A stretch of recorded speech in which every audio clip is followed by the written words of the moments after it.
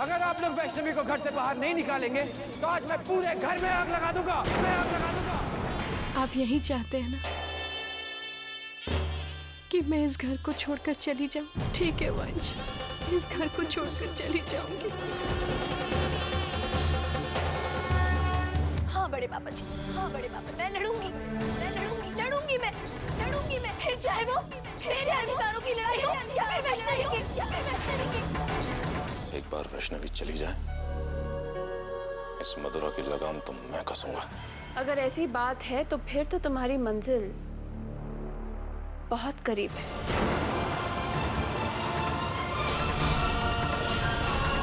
इतना वक्त नहीं है कि तुम्हारी राह देख सके।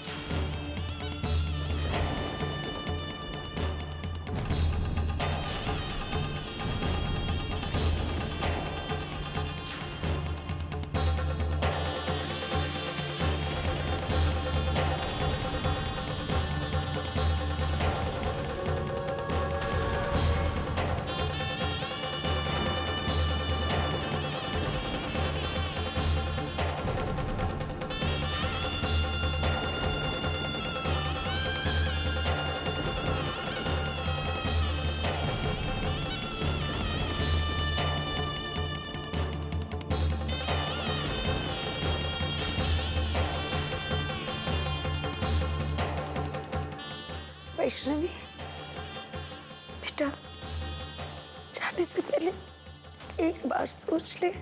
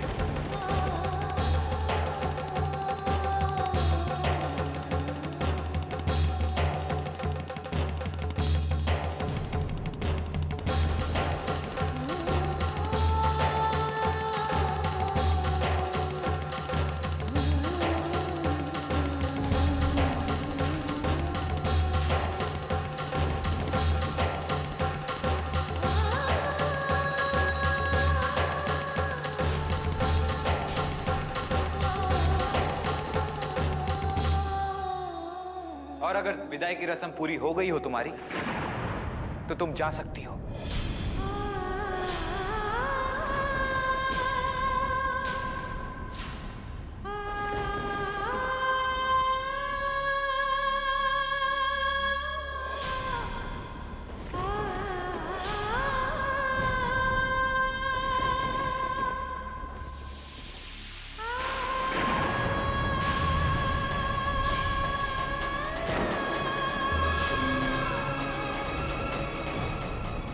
तुम्हारे चेहरे से ये नकाब हट चुका है वैष्णवी। बंद करो ये नाटक और जाओ यहां से।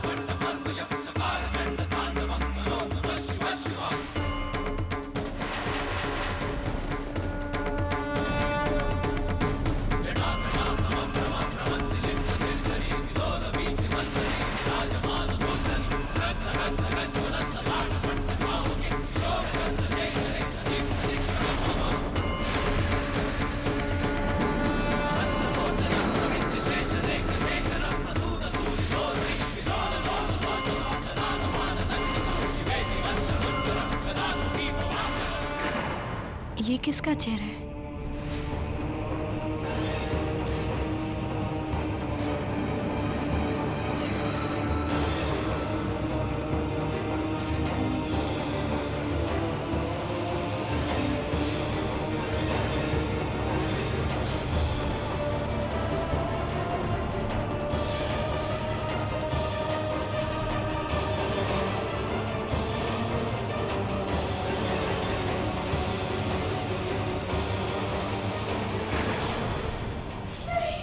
वैष्णवी,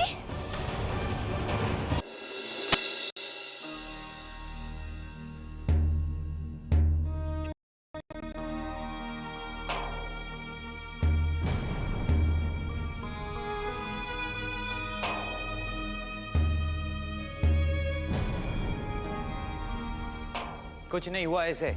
ये सब इसकी नाटकबाजी है ताकि इसे ये घर ना छोड़ना पड़े।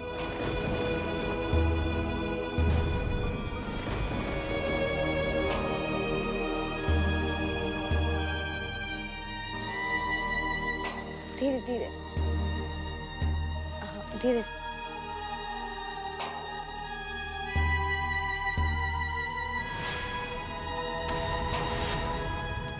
वो कौन हो सकती है? क्या हुआ? तुम तो जाने वाली थी ना, फिर रुकने के लिए बेहोशी का नाटक क्यों?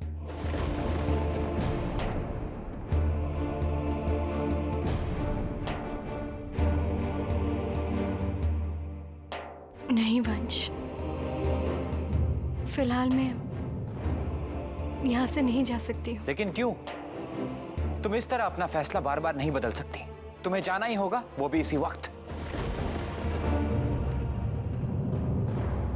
वंश, मैंने कहा ना आपसे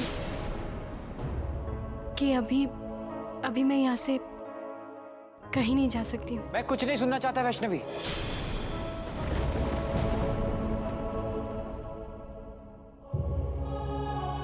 वंश, क्या मैं जान सकती हूँ कि आप मुझे इस घर से क्यों निकालना चाहते हैं? हाँ, क्योंकि अब मैं तुम्हें अपनी पत्नी नहीं मानता। वंश, आपको क्या लगता है आपके ये 2-3 अपशब्द कहने से मैं आपकी पत्नी नहीं रहूंगी? हमारा ये रिश्ता, हमारा ये पति पत्नी का रिश्ता बहुत ही मजबूत है और मैं अपने इस रिश्ते को ठुकराकर यहाँ से कहीं नहीं जाऊंगी।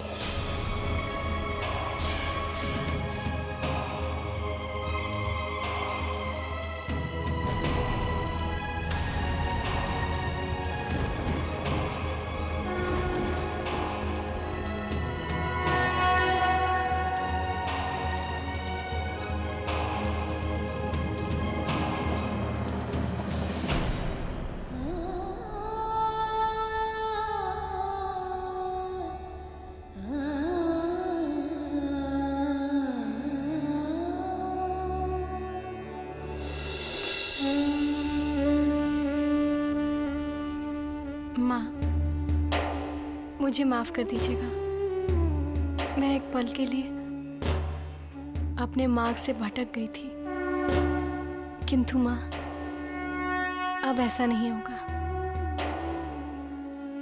अब मैं पूरे जतन से अपने परिवार पे आए हर विपत्ति का सामना करूंगी।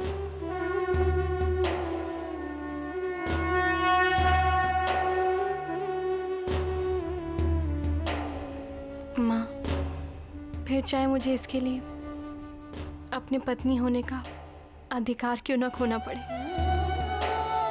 मैं पीछे नहीं हटूंगी। क्योंकि माँ, मेरे इस रिश्ते से कीमती मेरे परिवार वाले हैं, उनकी खुशियाँ। बस माँ, मुझ पे एक कृपा करो। माँ, मुझे उस हादसे के जड़ तक पहुँचा दो माँ।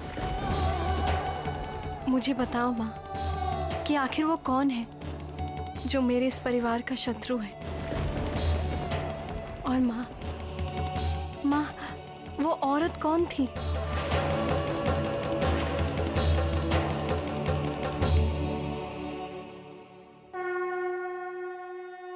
मैं जानता हूं मां कि वैष्णवी की जिंदगी में वंश के अलावा कोई पुरुष नहीं है।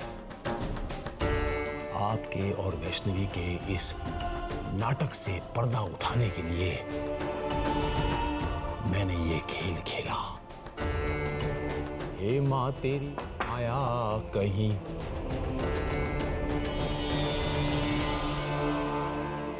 डैड, आपने मुझे बुलाया? जी हाँ, मैंने आपको बुलाया। मुझे आपसे बहुत जरूरी बात करनी। डैड, इस वक्त मेरा बिल्कुल भी मूड नहीं है और मैं किसी भी बारे में इस वक्त बात नहीं करना चाहता। एक मिनट, अगर मैं आपसे कुछ कहूं और मेरे कहने के बाद अगर आपका मूड ठीक हो जाए और आप मुझसे बात करना चाहो तो मेरे पास वो योजना है मेरे बच्चे जो वैष्णवी नुमा बीमारी को जड़ से उखाड़ फेंकेगी। आप क्यों नहीं बता रहे कि आप क्या कहना चाहते हैं? अरे मेरे बच्चे, थोड़ा धीरज धरो। आओ इधर आओ, इत्मीनान से बैठो। सब्र का फल मीठा होता है। बैठो इधर। नहीं, ये तो मेरी कुर्सी है, यहां बैठो। मैं तुम्हें एक ऐसे शख्स से मिलाऊंगा जो वाकई में जादू की पुड़िया है।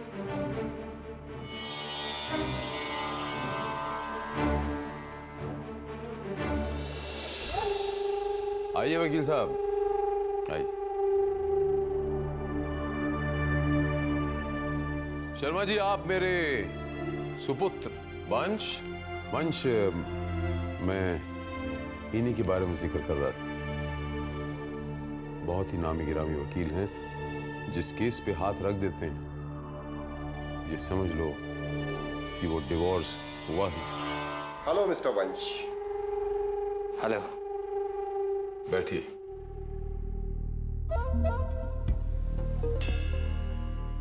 बताइए वकील साहब। मिस्टर वंश, मैंने आपका केस पढ़ा है। बहुत ही डिफिकल्ट है। इसे झूठ और फरेब के बिना नहीं जीता जा सकता। लेकिन मैंने एक प्लान बनाया है। उसके अनुसार आपको आपकी पत्नी से छुटकारा भी मिल जाएगा और आपकी बदनामी भी नहीं होगी। बताइए शर्मा जी की क्या रणनीति अपनाई आपने वैष्णवी से निजात दिलाने की?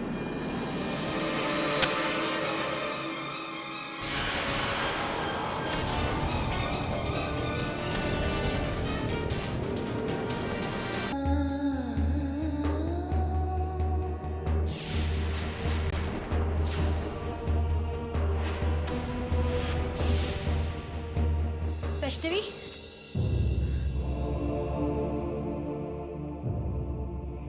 तुम यहाँ पर आराम से बैठी हुई हो और वहां पर तुम्हें घर से बाहर निकालने की साजिश की जा रही है।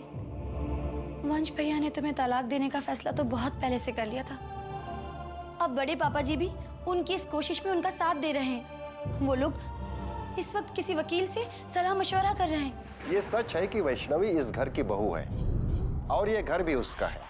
लेकिन अगर आप लोग चाहें तो ये घर उसका नहीं होगा। मतलब क्या है आपका शर्मा जी? मतलब ये मिस्टर वंश कि कोर्ट की लड़ाई शुरू होने से पहले ही आप घर में लड़ाई का आगाज कर दीजिए। आप वैष्णवी को मानसिक रूप से इतना सताइए कि वो आपके सामने घुटने टेक दे और कोर्ट की लड़ाई शुरू होने से पहले ही वो ये घर छोड़कर चली जाए। वंश जो भी कुछ करना चाहते हैं उन्हें करने दीजिए। माँ जी, मैं सिर्फ वंश की खुशी चाहती हूँ और अगर उनकी खुशी इस बात में है कि वो मुझे छोड़ दे तो उन्हें ऐसा करने दीजिए माँ जी। बस कुछ ज़रूरी काम है जिन्हें निपटाने के बाद मैं खुद ब खुद यहाँ से बहुत दूर चली जाऊँगी, बहुत दूर।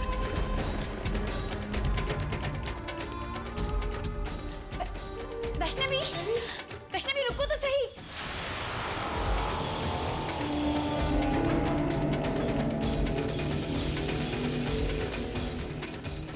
भाई, वंश और वैष्णवी की लड़ाई को देखकर, इस झगड़े को देखकर मुझे लगता है कि वैष्णवी इस घर में ज्यादा दिन टिकने नहीं वाली है। वैसे मोक्ष, खुश तो मैं भी बहुत हूँ, लेकिन इस बात से जितनी खुशी हुई है उतना मलाल भी है। पर हाँ, मुझे ऐसा लग रहा है कि इस घर में आने का मेरा कोई फायदा नहीं। अरे बाबा, ये सब बेकार की बातें सोचकर क्यों परेशान हो रही हो? इस घर में तुम्हारे आने से मुझे तो फायदा होगा।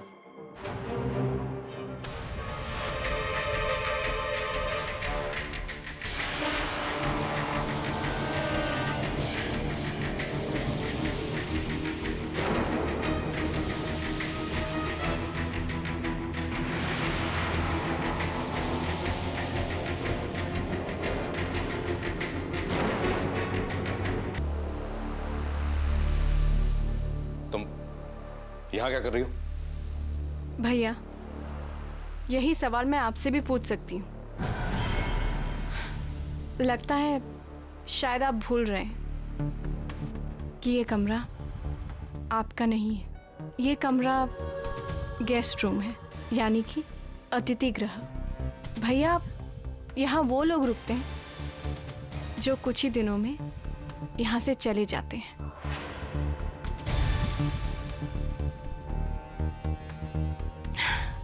नताशा, देखो अब माता रानी की कृपा से तुम्हारी सेहत काफी अच्छी हो गई है।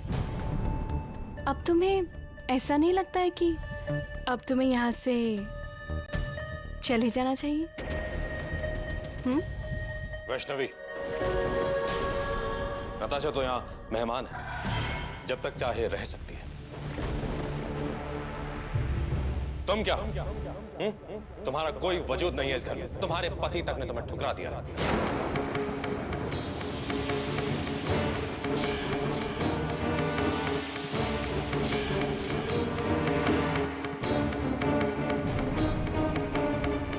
तुम इस घर की कुछ नहीं लगती, इसलिए अपना बोरिया बिस्तर बांधो और दफाओ यहां से।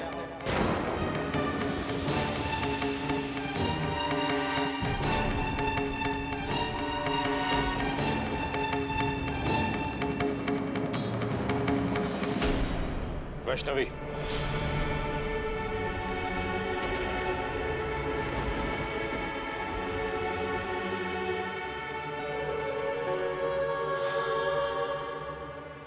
रिलैक्स।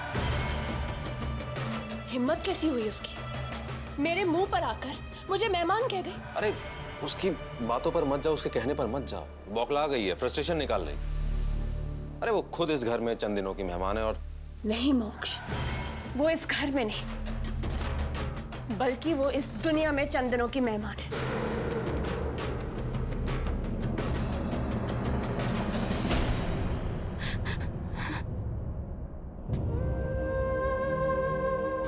लेकिन इसे घर पे लाने की क्या जरूरत है? क्या आप भूल गए कि इसने आप दोनों के साथ क्या किया है?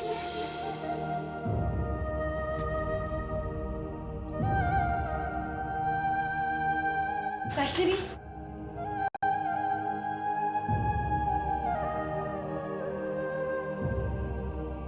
दीदी,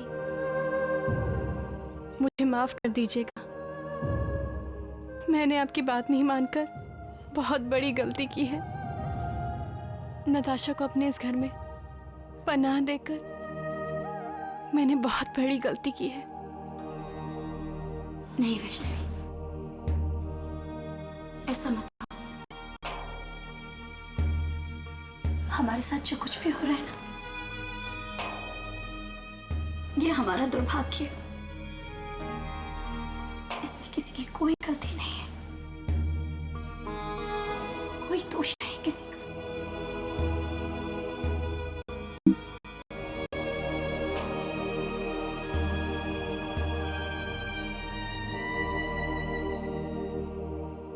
सभ्या, सभ्या, सभ्या, मैं जानती थी कि सब्र का फल मीठा होता है, लेकिन इतना मीठा होगा इसका अंदाजा भी नहीं था मुझे।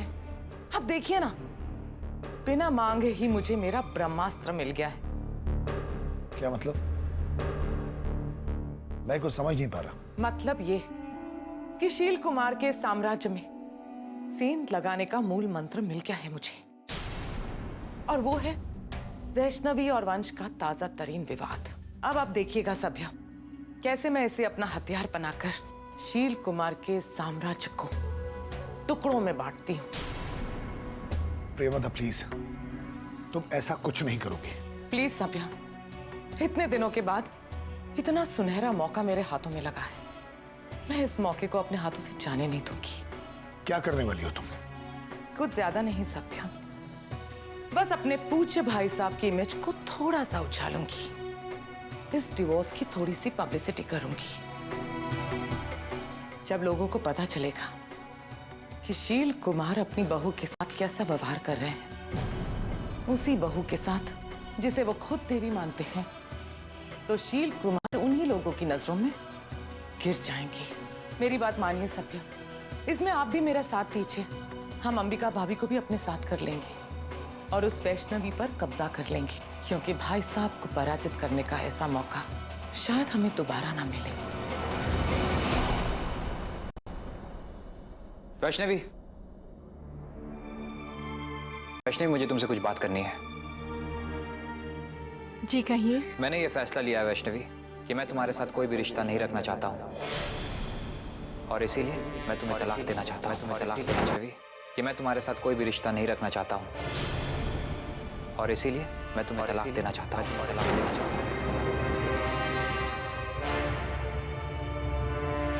वंश, मेरे बच्चे चार दीवारी में जो फैसले हो जाते हैं वही अच्छे रहते हैं। जब बात घर से बाहर निकलती है, कोर्ट कचहरी तक पहुंचती है, तो बदनामी होती है, तो बहुत तिरस्कार होता है, बहुत अपमान होता है।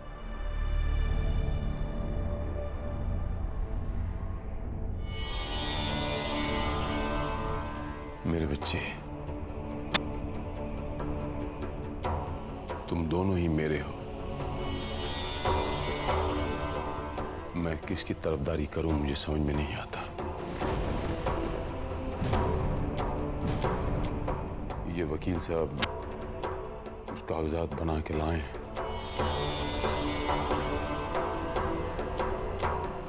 दस्तखत कर दो मेरे बच्चे। वैष्णवी साइन नहीं करेगी।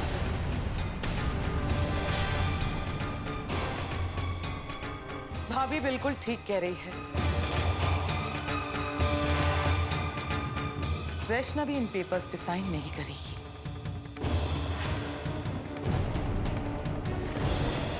अब इस रिश्ते के भाग्य का फैसला कानून करेगा। नियम बता। मेरा ख्याल है ये पति पत्नी का मामला है, इसके बीच में किसी को भी हस्तक्षेप करने का कोई अधिकार नहीं है। देखिए, मैं साफ साफ कह देती हूँ, अगर वैष्णवी के साथ किसी ने जबरदस्ती की तो उसका अंजाम सही नहीं होगा। अंबिका जी, आप। मैं भाभी की इस बात से सहमत हूँ, इसीलिए मैं भी इनके साथ हूँ। अब हम चुप बैठने वाले नहीं। बिल्कुल ठीक मम्मी जी, मैं भी आप दोनों के साथ हूँ। I think so. इस बहस से कोई नतीजा निकलने वाला नहीं है। बेहतर यही होगा कि हम वैष्णवी से पूछें कि वो चाहती क्या है।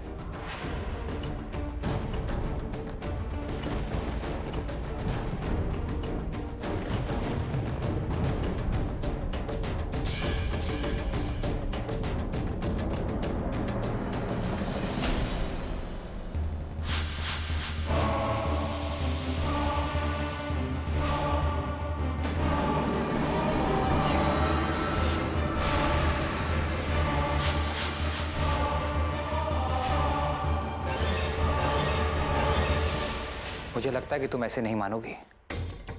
मेरे पास दूसरा रास्ता भी है।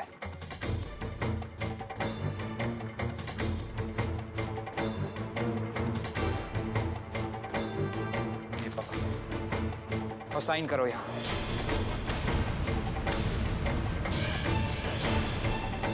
मैंने कहा साइन करो इसी वक्त।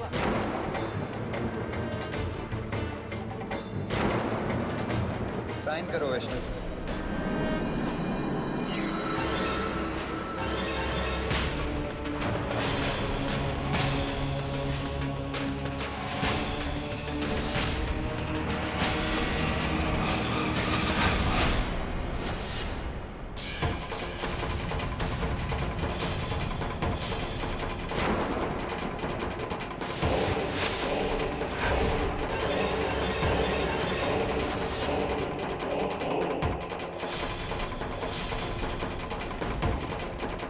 मत करो वैष्णवी।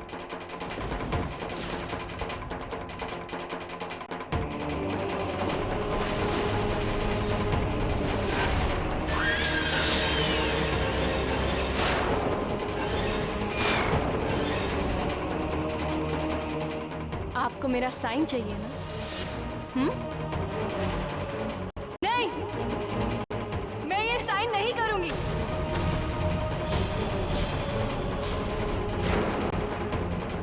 सुना आपने? मैं ये साइन नहीं करूंगी।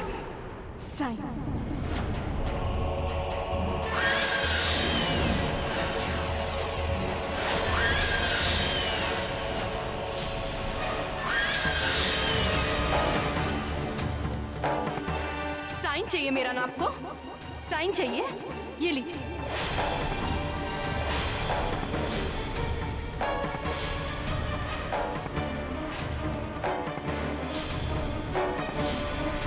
साइन चाहिए ना आप सबको मेरा? नहीं करूंगी मैं साइन।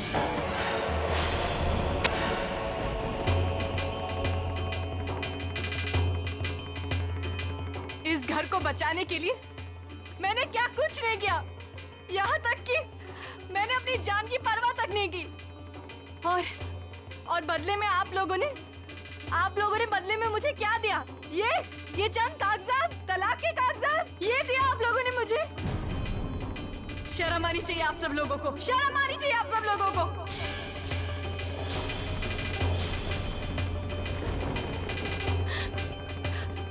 आज एक ही पल में आप सबने मुझे पराया कर दिया।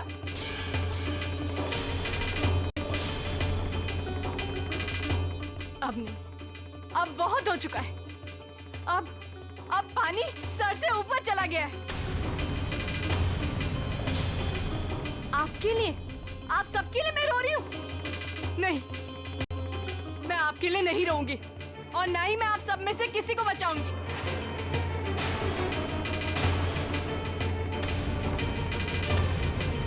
क्योंकि आप लोग इस लायक हो ही नहीं। और ये घर, ये माता रानी का घर, ये घर नहीं है, ये एक बुराई का डेरा है।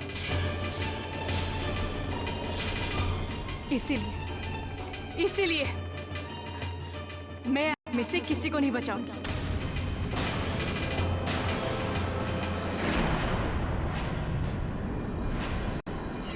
जानते हैं आप सब लोग किस लायक हैं?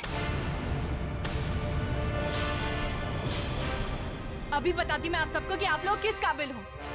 अभी बताती हूँ।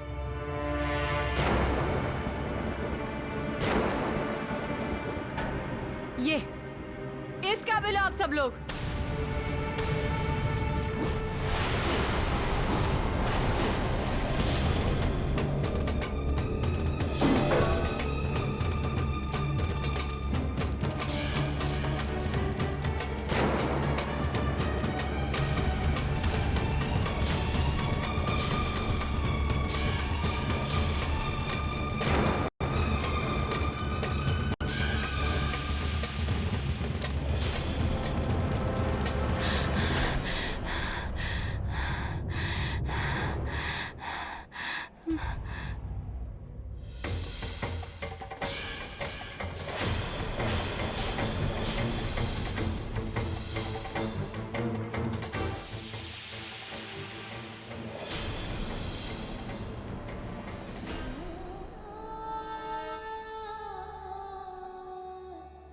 माता रानी का शुक्र है कि ये खाली एक सपना था। नहीं वैष्णवी, नहीं, ये सपना नहीं बल्कि हकीकत है, जिसे मैं अपने पापा की शक्तियों के सहारे अंजाम देने वाली हूँ। अब बस तुम देखना किस तरह पहले मैं तुम्हारे सपनों में आकर तुम्हें तड़पाऊंगी और फिर तुम्हारी सोच में,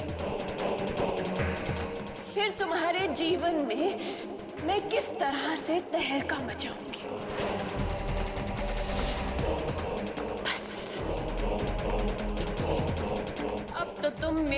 इन हाथों में एक बेजान सी गुड़िया बनकर रह गई हूं। सिर्फ एक बेजान सी गुड़िया जिसके हर एहसास पर, जिसकी हर सांस पर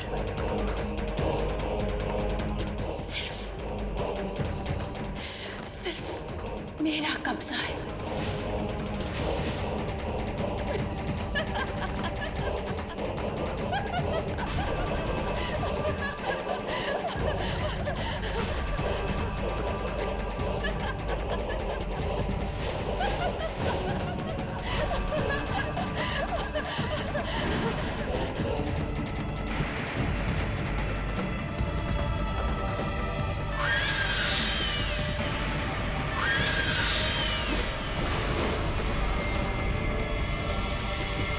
कल की मरती आज मर जाए मेरी बला से। मेरी जिंदगी में ना उसकी कभी कोई अहमियत थी ना कभी होगी।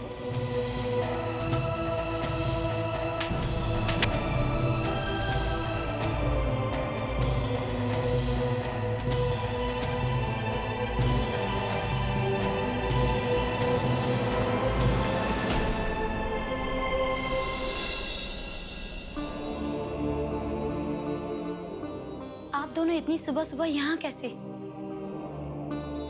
सब कुछ ठीक तो है ना मम्मी जी? नहीं बेटा, कुछ भी ठीक नहीं है, लेकिन उम्मीद है कि अगर हम सब मिलकर कोशिश करेंगे तो शायद ये घर को टूटकर बिखरने से बचा पाएंगे। मैं वैष्णवी और वंश की बात कर रही हूँ बेटा। ये इतना आसान नहीं है मथुरा, क्योंकि आज तक इस घर में भाई साहब की मर्जी के खिलाफ एक पत्ता भी नहीं हिला है। और फिर हम तो वंश को भाई साहब के फैसले के खिलाफ जाने के लिए कह रहे हैं। इसीलिए हमें कोई बड़ा और सख्त कदम उठाना होगा। मम्मी जी, आप क्या करने वाली हैं? बड़े पापा जी इतनी आसानी से नहीं मानेंगे मम्मी जी। मैं जानती हूँ मथुरा, इसीलिए मैंने सोचा है कि हम भाई साहब की इस लगाई हुई आग को और हवा दें, ताकि उनकी लपटें और भड़कें और भाई साहब का झूठा अभिमान और अहंकार उन लपटों में झुलसे। तभी भाई साहब को अपनी गलती का एहसास होगा। मैं प्रियमवदा से सहमत हूँ। जब वैष्णवी का नाम सरेआम उछलेगा, तब वो अपनी बदनामी से डरकर वैष्णवी के साथ होने वाले अन्याय को बढ़ावा नहीं देंगे, और उनके पीछे हटते ही वंश का भी जुनून ठंडा हो जाएगा। लेकिन बड़ी माँ, हमें ना चाहकर भी ये कदम उठाना ही होगा। हमें शील जी को ये कहना होगा कि अब ये मामला कोर्ट में ही हल होगा।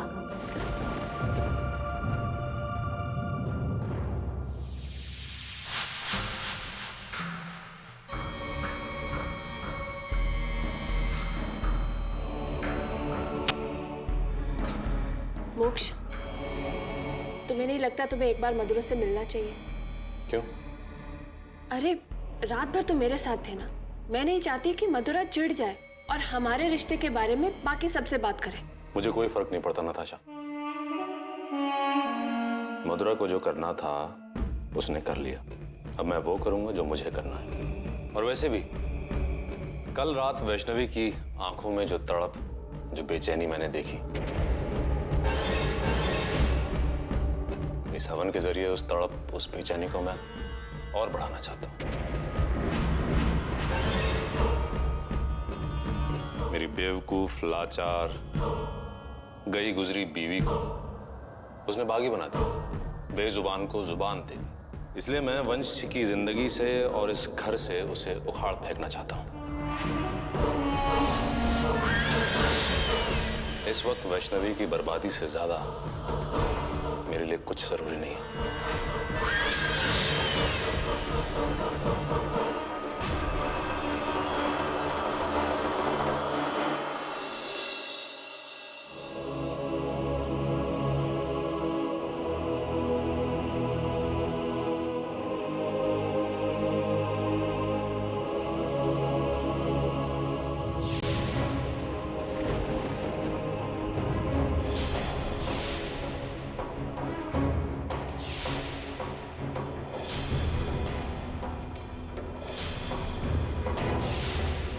कहीं ऐसा तो नहीं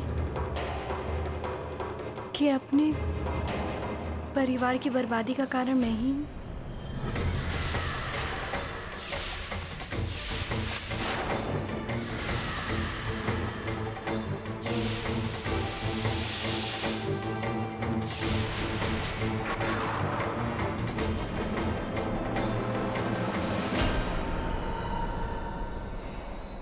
वैष्णवी, तुम्हारी परीक्षा का समय हो गया है।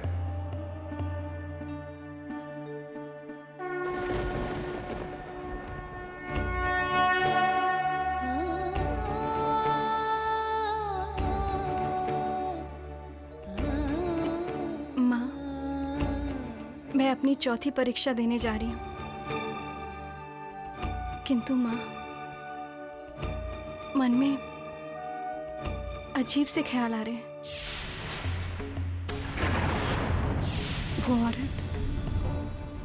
वो औरत, उसका चेहरा, माँ, उसका चेहरा बार बार मुझे दिखाई क्यों देता है? और माँ, उस औरत के गले में छोटी माँ की चेन का पेंडेंट कैसे पहुंचा? वैष्णवी, तुम्हें विलंब हो रहा है, शीघ्र चलो।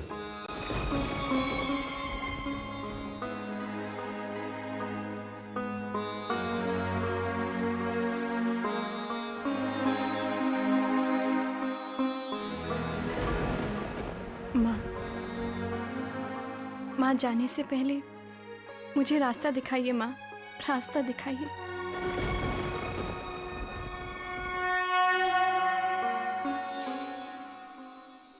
वैष्णवी,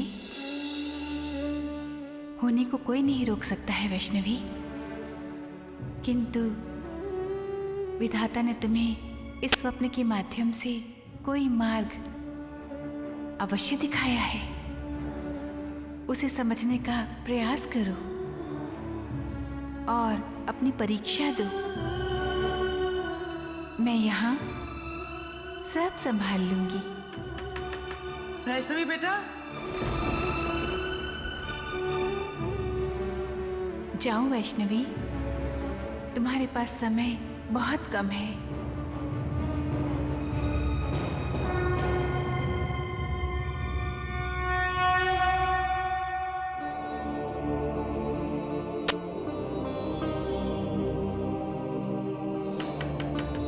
वैष्णवी,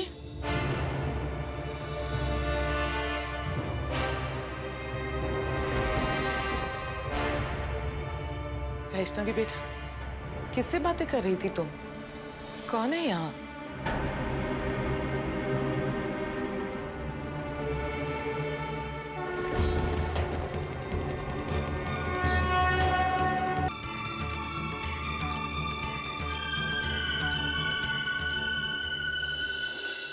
छोटी माँ, मैं अपनी माता रानी से बातें कर रही थी। वैसे आप सब लोग एक साथ यहाँ, कोई खास बात? हाँ बेटा, हम तुम्हारे लिए बहुत परेशान हैं बेटा। तुम्हारे साथ ये जो अन्याय हो रहा है ना, उसके सूत्रधार हैं भाई साहब। कितना शीशे में उतारने की कोशिश की हमने, लेकिन ये है कि इसे कोई फर्क ही नहीं पड़ता। पता नहीं किस मिट्टी की बनी हुई। मुझे ऐसा लगता है जैसे हमें कुछ और ही सोचना पड़ेगा। और क्या डैड? डिवोर्स के कागजात पर जबरदस्ती दस्तखत करवा लेते हैं।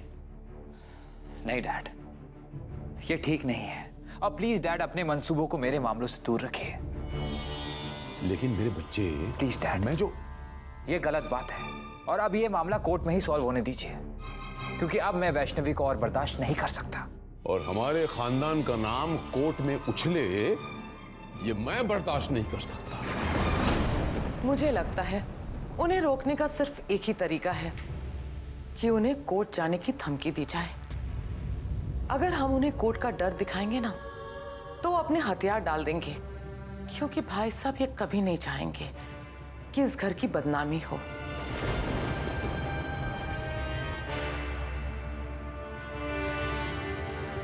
इस मौके का फायदा उठाओ नताशा, हवन शुरू करो।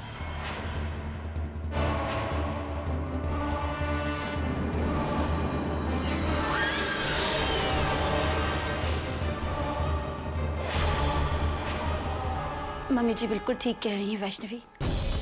अब तुम्हारे पास अपना रिश्ता बचाने का सिर्फ एक यही तरीका बचा है। तुम्हें बड़े पापा जी को कोर्ट के नाम से डराना होगा।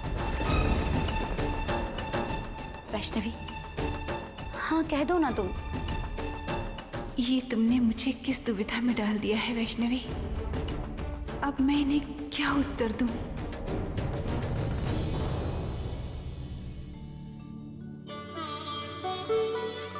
प्रणाम ब्रह्मदेव। आयुष्मान भव। बताइए मेरे लिए क्या आदेश है? वैष्णवी, शीघ्र पहचानो कि ये देवता कौन है।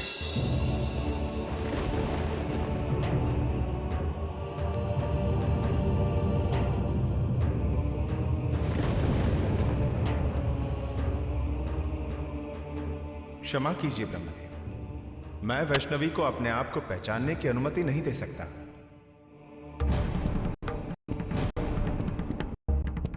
हे देव, ये आप क्या कह रहे हैं? मैं बिल्कुल उचित कह रहा हूं ब्रह्मदेव, क्योंकि मैं इस बालिका की परीक्षा नहीं ले सकता। प्रभु, अगर मुझसे कोई भूल हो गई हो तो मुझे क्षमा कर दीजिए, किंतु प्रभु मुझे अपनी परीक्षा लेने की अनुमति दे दीजिए। प्रभु, मेरी आशा को निराशा में मत बदलिए। मुझे मेरी परीक्षा उत्तीर्ण करने दीजिए प्रभु। इसकी कोई आवश्यकता नहीं है पुत्री, क्योंकि तुम मुझे पहचानो इसके पहले मैं तुम्हें पहचान गया हूं। ब्रह्मदेव, इसमें विस्मयता की कोई आवश्यकता नहीं है। जब ये समस्त देवगणों को पहचानती है, उनके बारे में विस्तार से बता सकती है, तो इसमें कोई संदेह नहीं कि ये मुझे नहीं पहचान पाई। आप जो इसकी आस्था की परीक्षा ले रहे हैं, इसके आधार पर मेरा यह मानना है कि वैष्णवी जितनी माता रानी की भक्त है, उतनी ही बड़ी भक्त हमारी भी है, हम सबकी है। इसलिए इसकी परीक्षा की कोई आवश्यकता नहीं है।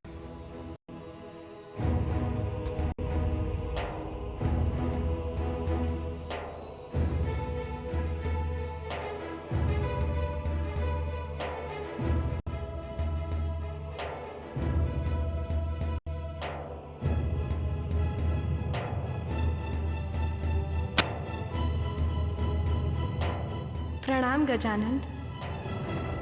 वक्रतुंड महाकाय सूर्यकोटि समप्रभ निर्विघ्नं कुरु मे देव सर्वकार्येषु सर्वदा। से मात दो, उन्हें इतना डराओ कि वो अपनी लड़ाई शुरू करने से पहले ही हार मान ले।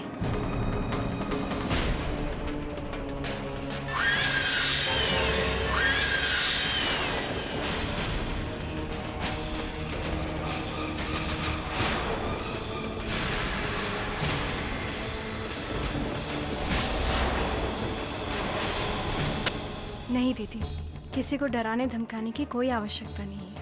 मैं वंश से खुद बात करूंगी, उन्हें खुद समझाऊंगी कि पति पत्नी का रिश्ता इतना कमज़ोर नहीं होता है कि किसी के कुछ कहने से या किसी के चाहने से रिश्ता यूं ही टूट जाए। लेकिन वैष्णवी दीदी, आप निश्चिंत रहिए, ये रिश्ता कभी नहीं टूटेगा।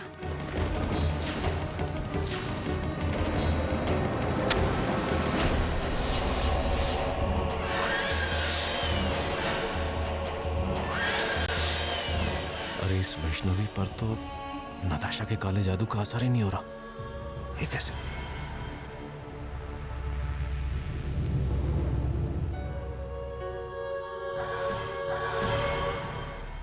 भाई, आप मेरे कमरे के बाहर क्या कर रहे हैं? अरे मैं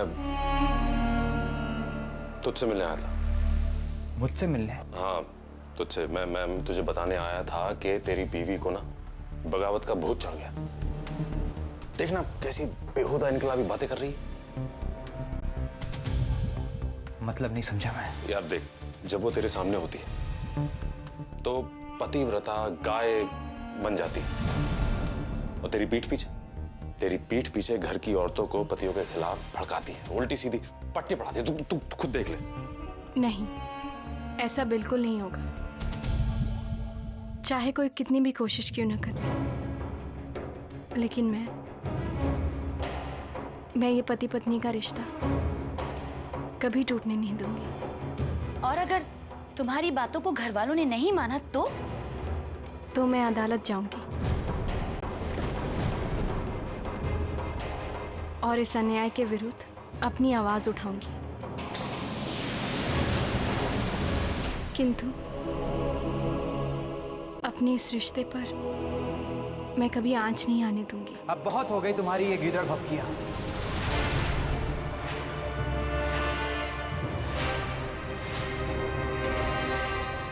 और अब मैं ये देखता हूं कि तुम ये रिश्ता कैसे बचाती हो।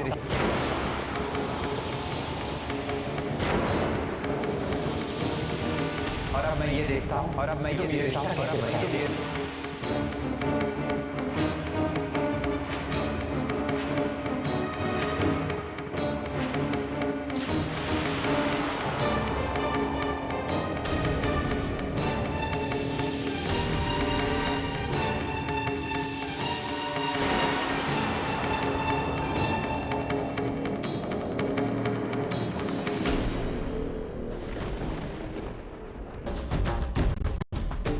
मैंने सुना है कि तुम मुझे चैलेंज करने के लिए कोर्ट जाने वाली हो। हाँ, तो क्या मैं ये जान सकता हूँ कि तुम और कौन कौन से नए पैतरे दिखाना चाहती हो हम लोगों को बदनाम करने के लिए? वंश, ऐसे अनुचित बातें मत कीजिए जिससे आपको बाद में पछताना पड़ जाए।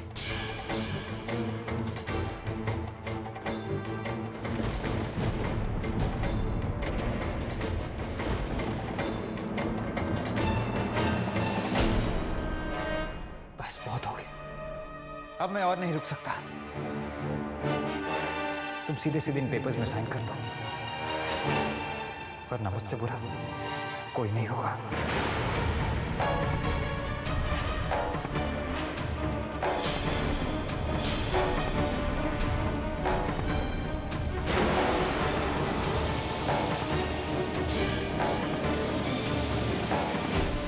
ये आप क्या कर रहे हैं भगवान? ये ठीक नहीं है।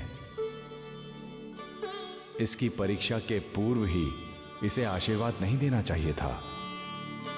भगवान अपने भक्त से ये कहे कि आराधना से पहले अपने आराध्य को पहचानो, ये तो उसकी भक्ति का अपमान है,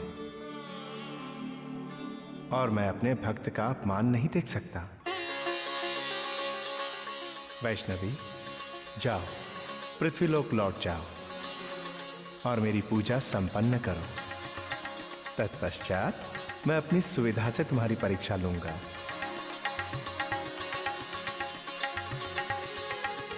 ब्रह्मदेव, आप वैष्णवी को पृथ्वीलोक लौट जाने की आज्ञा दीजिए।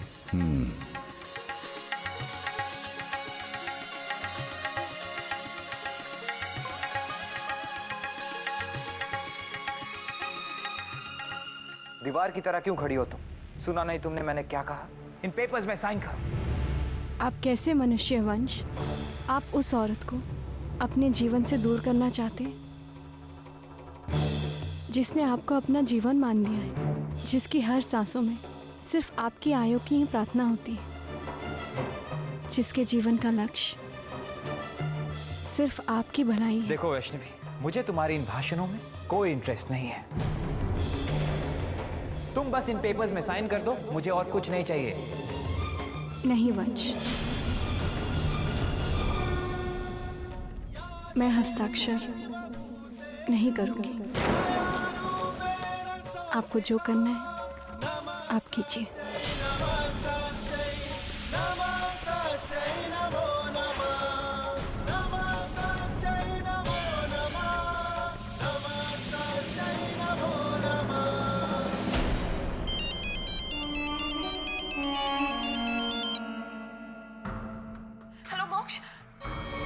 नताशा, यहाँ बहुत बड़ा हंगामा हो रहा है।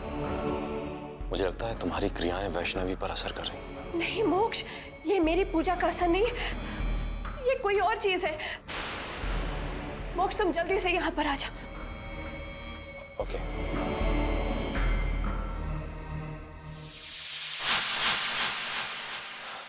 नताशा, ये सब क्या हो गया? मुझे कुछ समझ में नहीं आ रहा है मोक्ष। अभी थोड़ी देर पहले तक सब कुछ ठीक चल रहा था और अचानक से सब कुछ बेकाबू हो गया।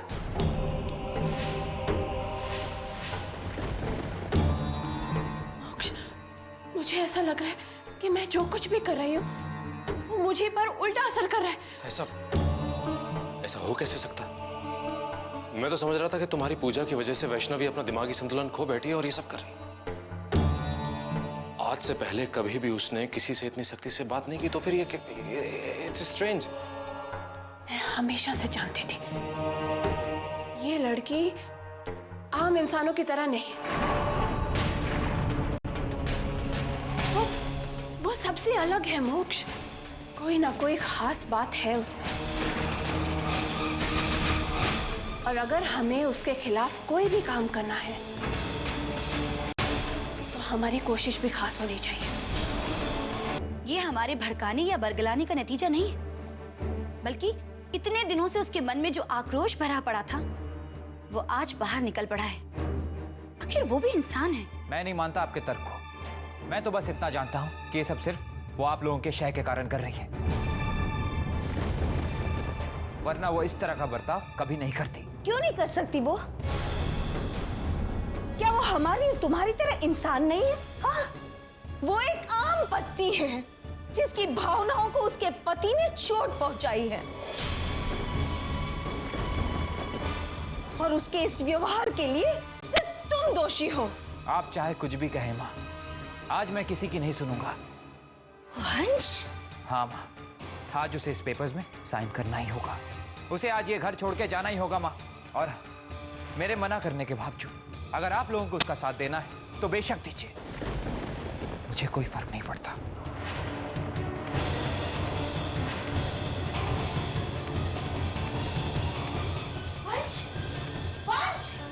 वैष्णवी, मैंने तुमसे कहा रुकने को ना। वंश, वंश मेरी बात सुनो। वंश बेटा, वंश। वैष्णवी, रुको वैष्णवी। वंश भैया रुक जाइए। वंश भैया प्लीज।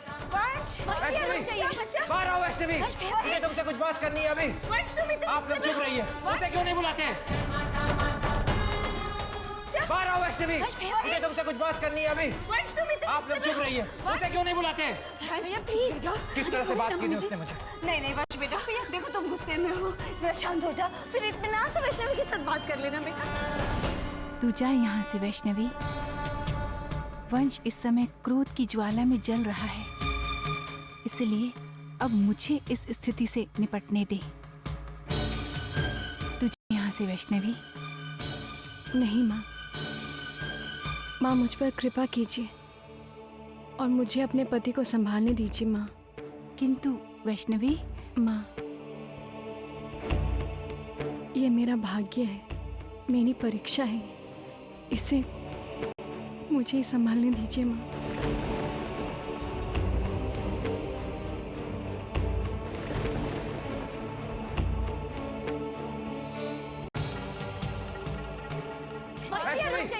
बाहर आओ वैष्णवी, मुझे तुमसे कुछ बात करनी है अभी। आप लोग चुप रहिए। मुझे क्यों नहीं बुलाते?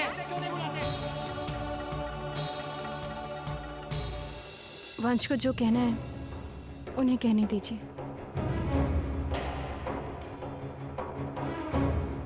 कहिए वंश, आप क्या कहना चाहते हैं?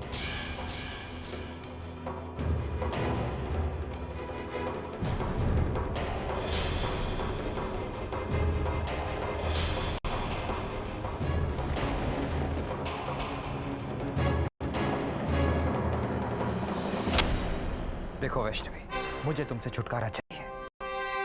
मैं तुम्हें एक पल भी इस घर में और नहीं सह सकता, इसीलिए मेरी बात मानो। और इसलिए आप चाहते हैं कि मैं इन कागजातों पर दस्तखत कर दूं, है ना? आप यही चाहते हैं ना? ठीक है, मैं हस्ताक्षर करने के लिए तैयार हूँ।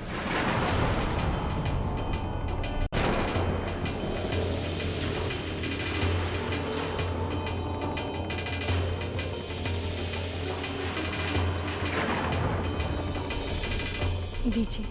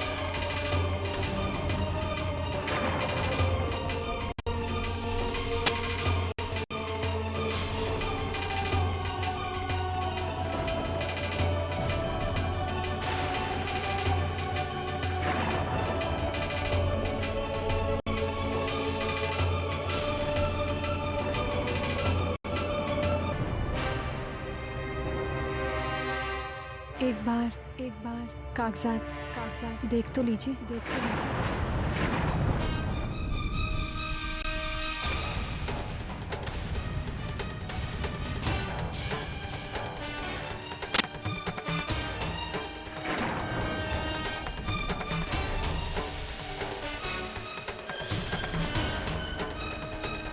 5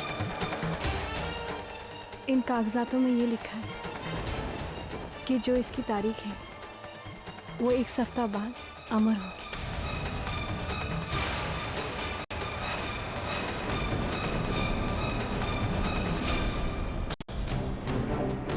एक हफ्ता के बाद ये कौन सा नया नाटक? तुम इसी वक्त इस घर से जाओगी? नहीं वंश, मैं अब यहाँ से नहीं जा सकती।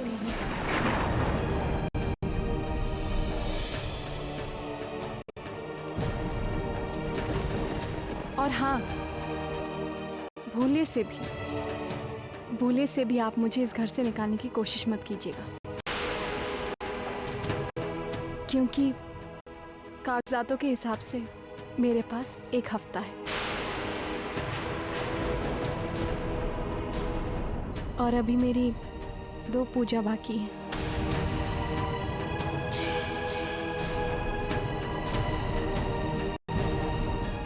एक बार मेरी आराधना खत्म हो जाएगी, मैं खुद यहाँ से चली जाऊंगी।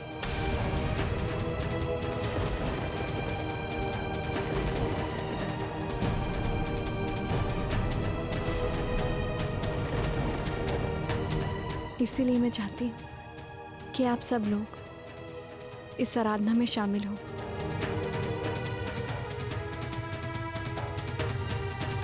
और आप भी।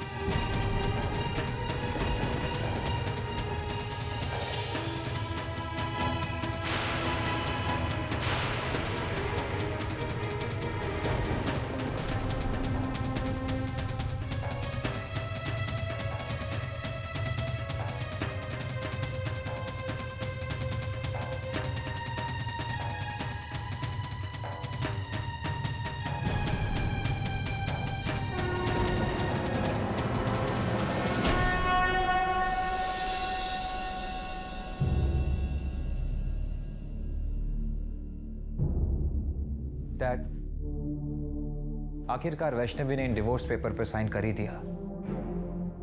अब ना ये बात कोर्ट तक जाएगी और ना ही बाहर के लोगों के पास। पता नहीं डैड, आज मुझे बहुत सुकून सा लग रहा है। ऐसा लग रहा है डैड कि मैं एक अनचाहे रिश्ते को अपने कांधे में ढो रहा था। चलिए, देर से हुआ पर दुरुस्त तो हुआ ना। मेरे बच्चे, मैं तुम्हारी खुशी में तुम्हारे साथ मैं तुम्हारे साथ मिलकर खुशियां बांटना चाहता हूं, लेकिन पता नहीं क्यों मुझे इस खुशी में कोई भ्रम नजर आ रहा है। कैसा भ्रम है? वो भ्रम मेरे बच्चे जो गिरगिट पैदा करता है। गिरगिट नाम के जानवर के बारे में तो सुना ही होगा ना मेरे बच्चे। गिरगिट वो जानवर होता है मेरे बच्चे जो कब रंग बदलते पता नहीं चलता। वो एक ऐसा भ्रम पैदा कर रहा है जो वैष्णवी पैदा कर रही है। इसके मायने ये हुए कि उसके जहन में कुछ चल रहा है जो हमें बताना नहीं चाहती। थोड़ी देर पहले वो तलाक देने के लिए तैयार नहीं थी, एकदम से उसने कागजों में दस्तखत कर दिए, लेकिन शर्त ये रखी कि 1 हफ्ते तक मैं इस घर में रहूंगी, मैं जाऊंगी नहीं।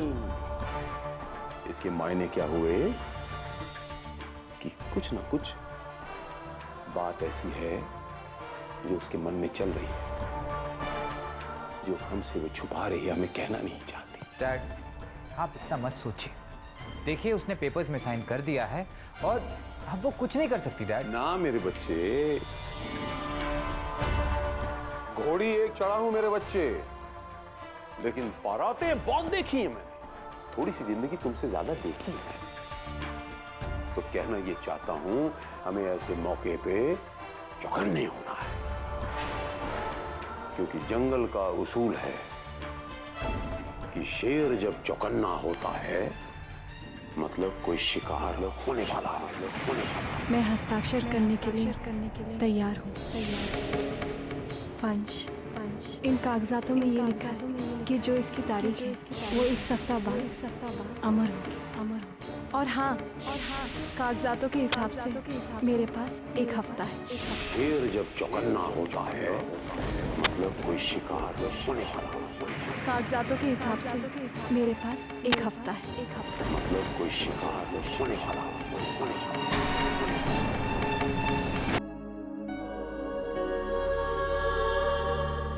नताशा, मैंने तुमसे कहा था ना कि तुम्हारी तांत्रिक शक्तियां वंश और वैष्णवी की जिंदगी पर भारी पड़ेंगी। वैसा ही हुआ। अरे, वैष्णवी ने डिवोर्स पेपर्स पर साइन कर दिया। यही सही मौका। अपने मन में तिनका भर शक भी मत रखो और अपनी तांत्रिक शक्तियों को, क्रियाओं को जी जान से जारी रखो। ठीक है। Good. मैं देखना चाहता हूं कि तुम्हारी क्रियाओं के सामने उस वैष्णवी की पूजा कब तक टिकती है। चलो नताशा, आओ।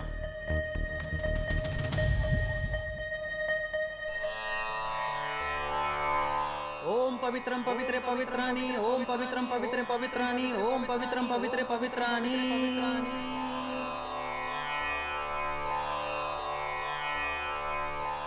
वैष्णवी, तुम ठीक तो हो ना? दीदी, आप निश्चिंत रहिए, मैं बिल्कुल ठीक हूँ। और वैसे भी इस समय मेरे लिए मेरी पूजा से बढ़कर और कुछ नहीं है।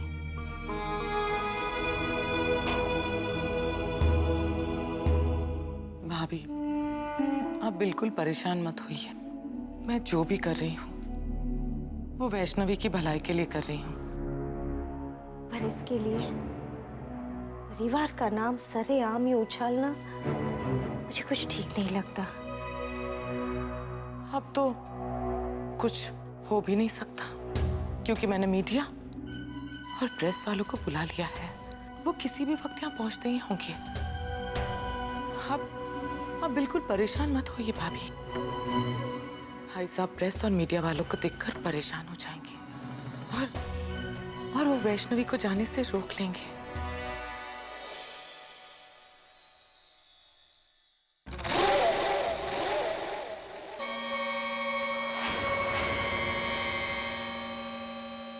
चलिए भाभी, आरती में चलते हैं।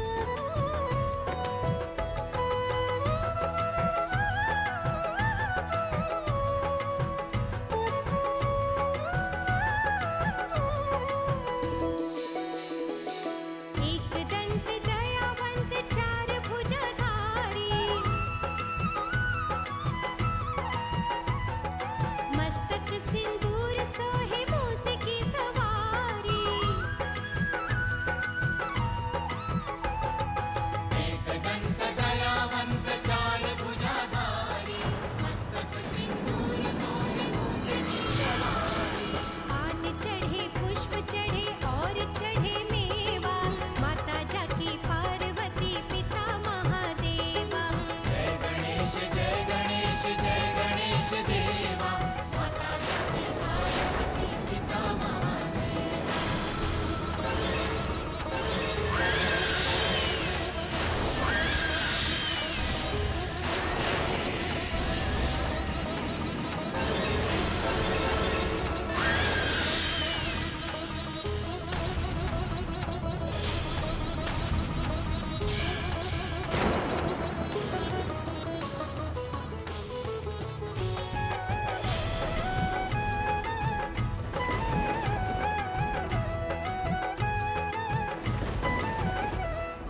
अंधन को आँख देत कोढ़िन को काया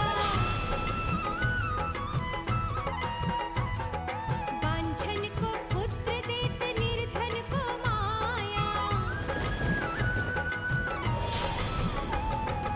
अंधन को आँख देत कोढ़िन को काया बांझन को पुत्र देत निर्धन को माया लडुवन का भोग लगे संत करे सेवा माता जाकी पार्वती पिता महादेवा जय गणेश देवा माता जाकी पार्वती पिता महादेवा जय गणेश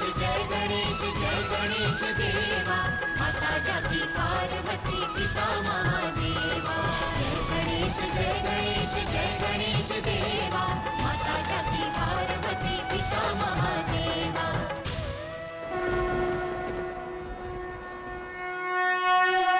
सत्य मूर्ति का स्वरूप है, इसीलिए वेदों में ओम अर्थात प्रणव को और देवताओं में श्री गणेश जी को प्रथम स्थान प्राप्त है। वैष्णवी जी, यहाँ स्थापित भगवान श्री गणेश जी की मूर्ति में एक दांत छोटा तथा दूसरा दांत बड़ा क्यों है, ये बताने का कष्ट करें। ये तो आपने बड़ी ही महत्वपूर्ण घटना के बारे में प्रश्न किया है। भगवान परशुराम ने जब सुरक्षाचारी, निर्दय और प्रजा पर अत्याचार करने वाले शत्रुओं का नाश किया, तब उनके मन में अपने गुरु भगवान शंकर से मिलने की जिज्ञासा उत्पन्न हुई। परशुराम जी को अद्भुत शक्तियां प्राप्त थी। परशुराम अपनी मन की गति से शीघ्र ही कैलाश पर्वत पहुंच गए। जय शिव शंकर, जय महादेव, जय शिव शंकर, जय महादेव। परशुराम जी, हमारा प्रणाम स्वीकार कीजिए। जय महादेव। कैलाश में आपका स्वागत है, पधारिए। जय शिव शंकर। क्षमा कीजिए।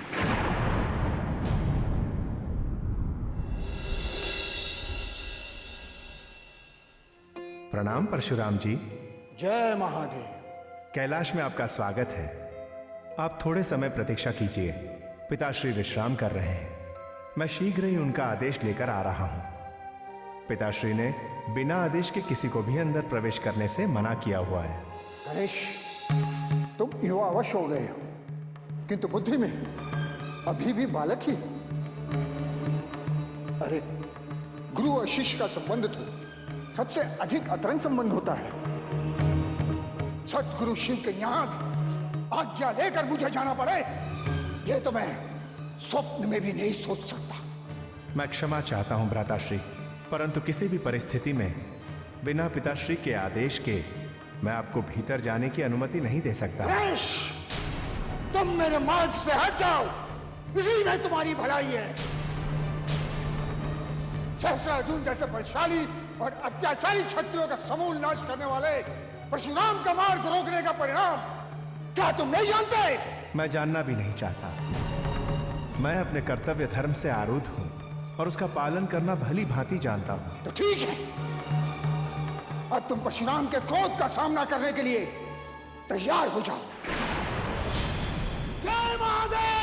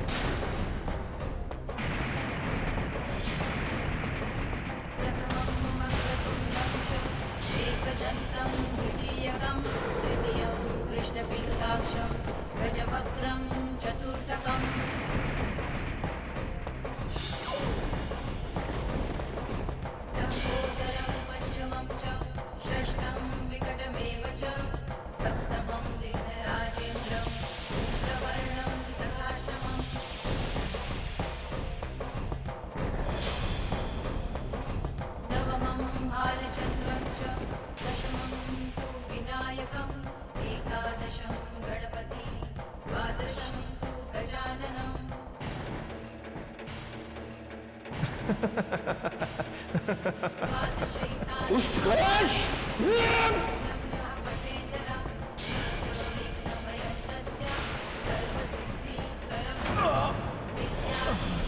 गणेश, मेरे अनुज, गणेश, तुम ठीक तो हो ना? गणेश, गणेश। देव, आंखें खोलिए देव, आंखें खोलिए। लगता है कैलाश में एक बड़ी घटना घटी है। हमें शीघ्र द्वार तक चलना चाहिए।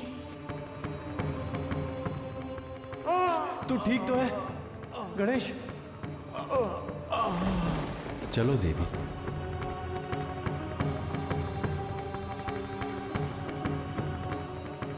पुत्र गणेश, क्या हुआ?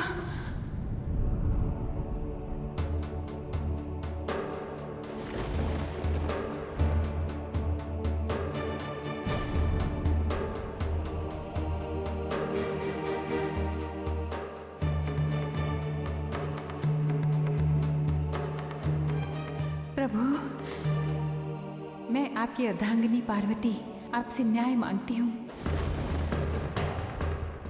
मेरे पुत्र गणेश की इस दशा के लिए आप किसे दोषी मानते हैं?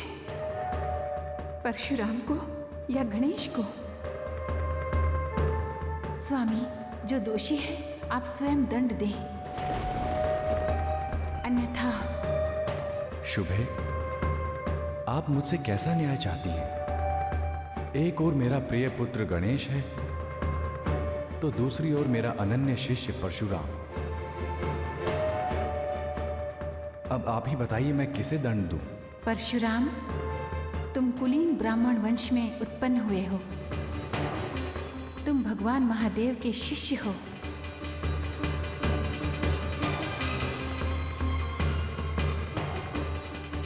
तुम में ऐसी दुर्बुद्धि कैसे उत्पन्न हुई जो तुमने गणेश पर अपना कठोर परशु चला दिया? इससे इसका अपना मस्तक भी कट सकता था। परशुराम, तुमने जघन्य अपराध किया है।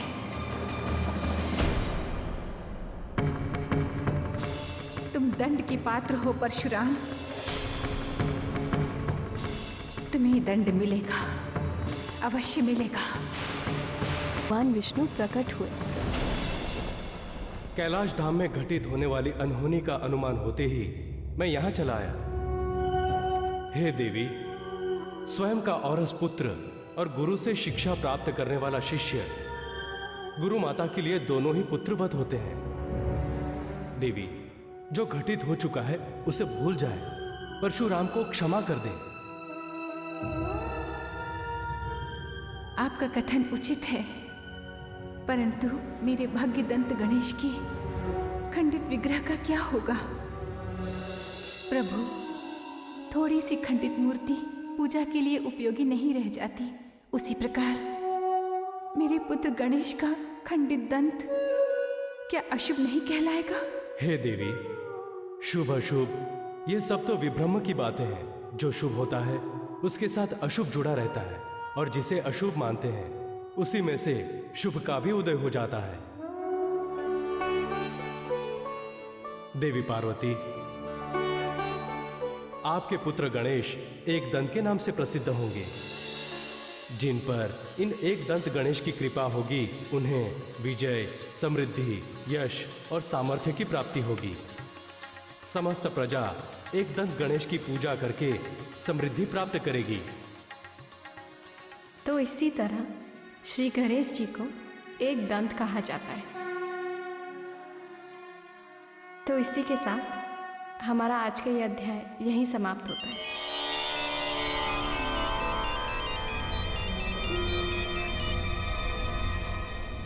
बोलो कन्ने। सर जी, जल्दी बाहर आइए। आपके घर के बाहर पत्रकारों का सैलाब उमड़ पड़ा है और वो वैष्णवी जी के डिवोर्स के बारे में पूछताछ कर रहे हैं।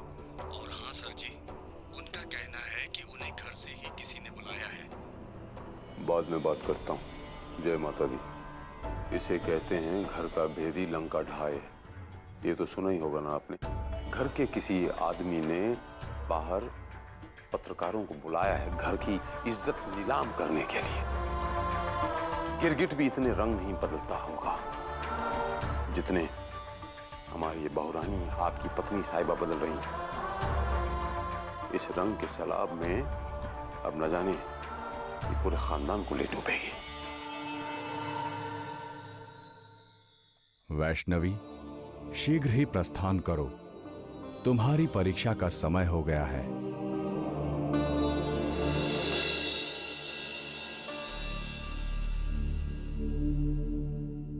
वैष्णवी बेटा, एक मिनट, मुझे तुमसे एक जरूरी बात करनी है। मुझसे? छोटी माँ, कौन सी खास बात? चिंता की कोई बात नहीं है बेटा। हमने तुम्हारी मदद के लिए कुछ लोगों को बुलाया है।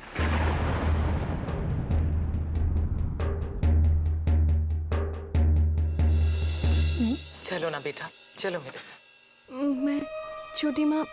आओ ना। मैं चलो। वंश, मेरे बच्चे जाओ से रोको। कहीं ऐसा ना हो मेरे बच्चे की जंग शुरू होने से पहले तुम ये जंग हार जाओ।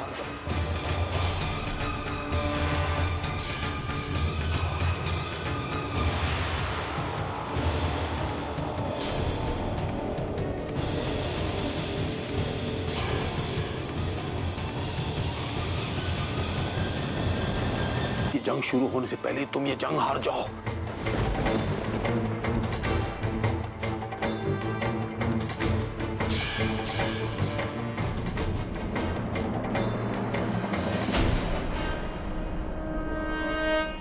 शीघ्र आओ वैष्णवी, समय बीत रहा है।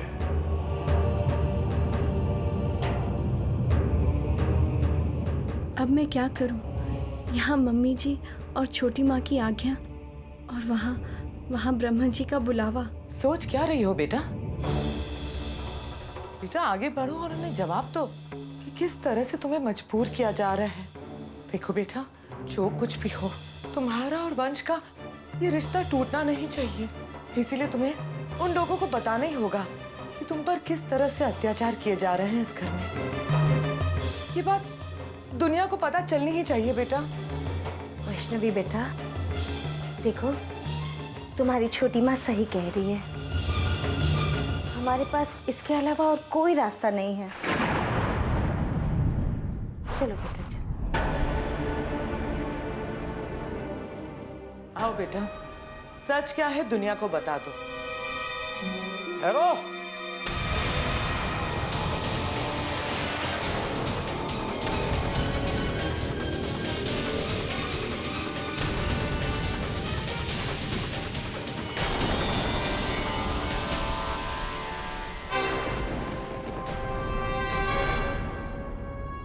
कोई दरवाजा नहीं खोलेगा। औरत त्याग, करुणा और शालीनता की मूरत होती है। सारी मर्यादाओं का उल्लंघन करके ये जो बाहर अपने खानदान की इज्जत नीलाम करने आप जा रही हैं, ये अच्छे घर की बहुओं को, अच्छे घर की बेटियों को शोभा नहीं देता। जी नहीं भाई साहब, हम तो दुनिया के सामने वैष्णवी का तमाशा होने से रोकना चाहते हैं। बता, ये जो कागजात वैष्णवी ने साइन किए हैं, इसके मायने क्या हुए? हाँ? आप गलत कह रहे हैं भाई साहब। वैष्णवी को दस्तखत करने के लिए मजबूर किया गया था।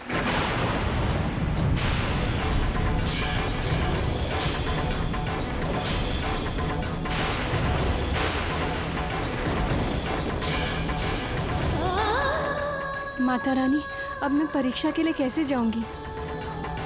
छोटी माँ, आप बेवजह इस बात को इतना बढ़ावा दे रही है। और वैसे भी हम पति और पत्नी के बीच में जो कुछ भी हो रहा है, उससे आपको क्या मतलब? क्यों नहीं होना चाहिए वंश? वैष्णवी सिर्फ तुम्हारी पत्नी नहीं, बल्कि हमारे इस घर की बहू भी है। इसीलिए तुम्हारा ये तर्क बेमानी है। छोटी माँ, आप मेरी पत्नी को मेरे खिलाफ भड़का रही हैं। क्या ये ठीक है? और तुम अपनी पत्नी को बेवजह अपनी जिंदगी से निकालकर बाहर फेंक रहे हो वंश। क्या ये सही है? और आप जो मेरी पत्नी को मेरे खिलाफ भड़का रहे हैं, क्या वो सही है?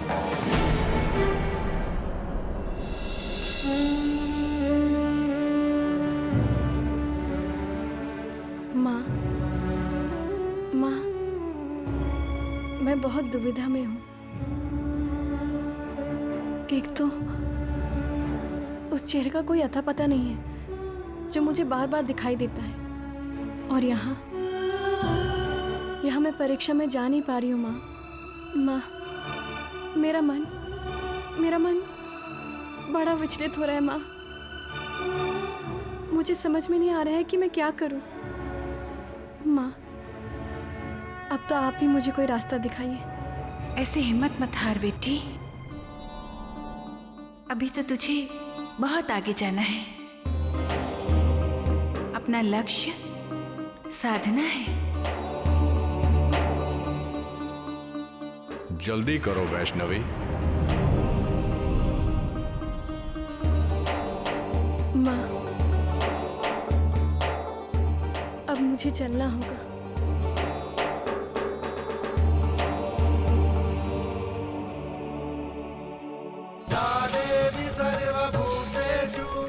तुम्हारी इस स्थिति का कारण मैं जानती हूँ वैष्णवी, और अब उस दुष्ट को अपनी करनी का फल भुगतना होगा।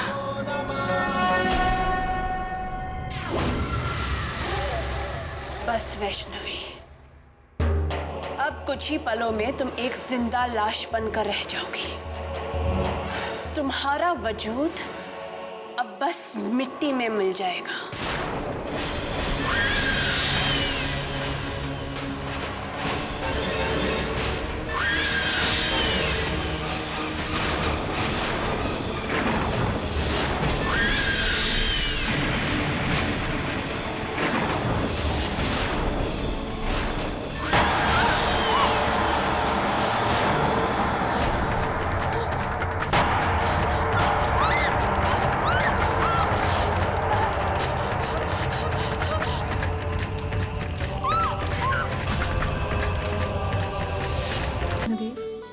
कल्याण वस्तु। प्रणाम गजानन। सदा सुखी रहो पुत्री। प्रभु, शीघ्र से शीघ्र मेरी परीक्षा लीजिए ताकि मैं उसे उत्तीर्ण करके अपने परिवार के ऊपर आए हर विपत्तियों से उनकी रक्षा कर सकूं। हम तुम्हारी भावनाओं का आदर करते हैं बालिके। यदि तुम परीक्षा में सफल हुई तो हम स्वयं तुम्हारी सहायता करेंगे, किंतु स्मरण रहे यह परीक्षा बड़ी कठिन है। प्रभु, मैं अपने परिवार की रक्षा के लिए हर परीक्षा को पार करने के लिए तैयार हूं। आप बस परीक्षा बताइए।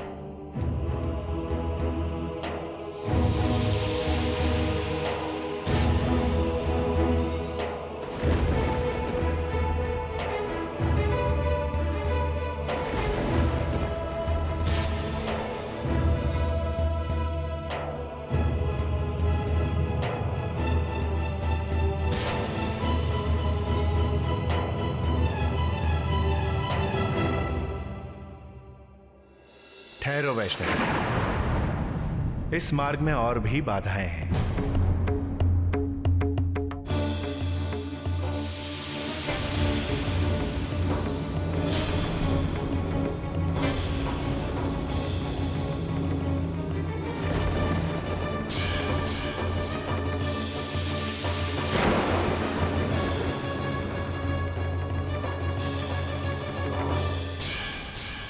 पुत्री वैष्णवी, इस कठिन मार्ग को पार करने के साथ साथ उस नुकीले पर्वत को भी पार करना होगा।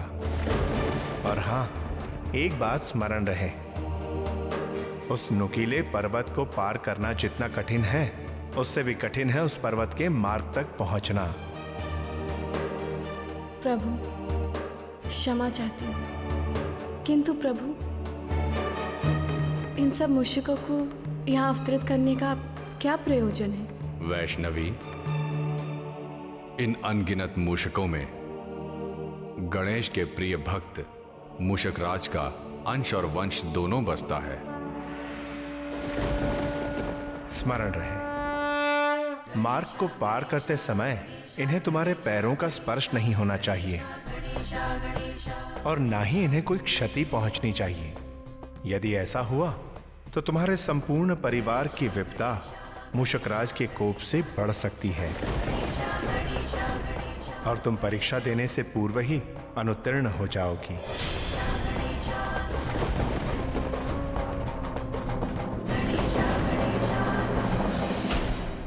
तुमने वैष्णवी के साथ जोर जबरदस्ती की है, उसे इमोशनली ब्लैकमेल किया है तुमने। नहीं छोटी माँ, आप गलत कह रही हैं। और पहली बात, मैंने वैष्णवी को कोई इमोशनल ब्लैकमेल नहीं किया है। उसने खुद अपने हाथों से डिवोर्स पेपर में साइन किया है।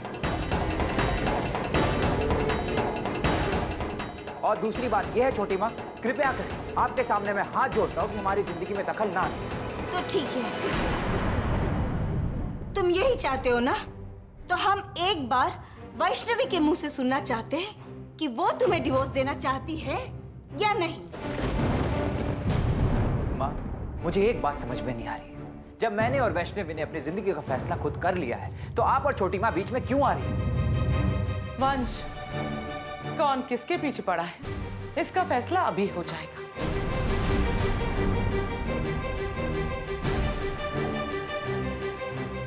वैष्णवी बेटा, बिल्कुल घबराना मत, हम तुम्हारे साथ हैं।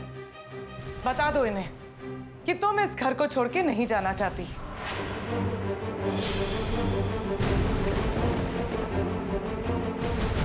घर छोड़कर?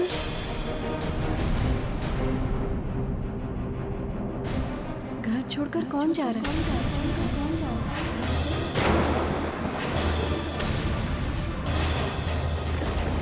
ये क्या कह रही हो तुम? अभी तक कुछ देर पहले पूरे परिवार के सामने तुमने खुद अपने हाथों से डिवोर्स पेपर में साइन किया, 1 हफ्ते की मोहलत भी मांगी। अब क्या कह रही हो तुम?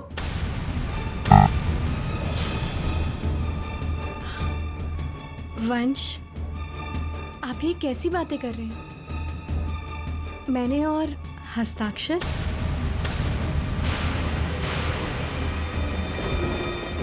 भला मैंने कब किया हस्ताक्षर?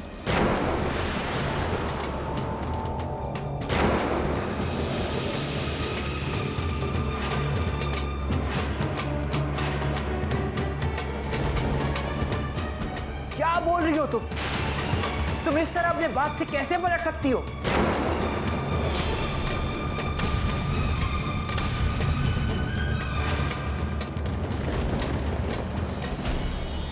अरे ये हो क्या रहा है?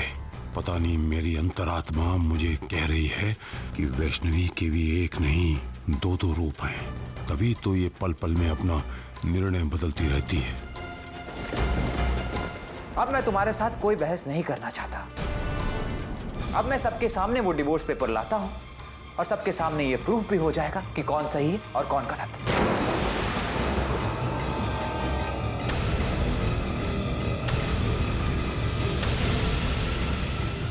आप लोग आइए मेरे साथ।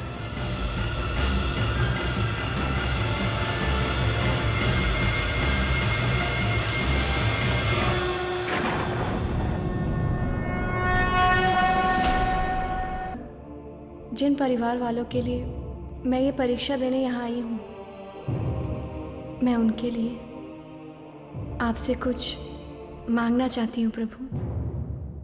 नहीं गणेश, ये आपके द्वारा दिए गए किसी भी अस्त्र शस्त्र का उपयोग कर पुनः अपने आप को सुरक्षित कर लेगी। अतः मैं उसकी अनुमति नहीं दे सकता।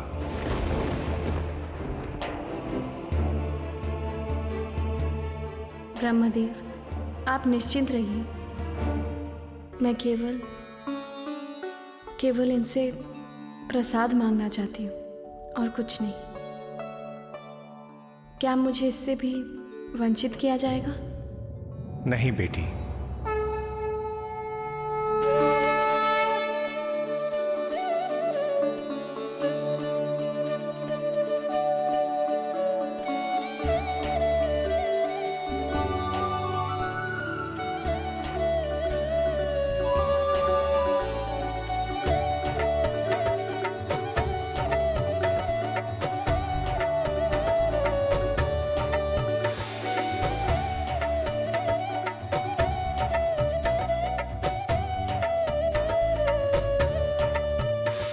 गजानन, आपका कोटि कोटि धन्यवाद प्रभु।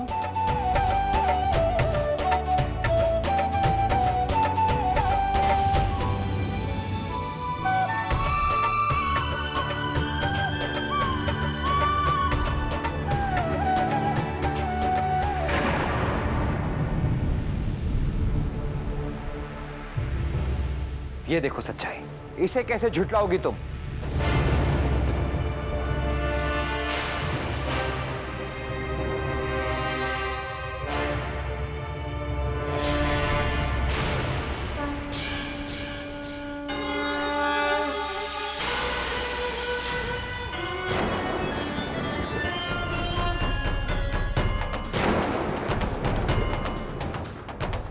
वंश, एक बार जरा कागजात देख तो लीजिए कि इनमें मेरे हस्ताक्षर कहाँ हैं।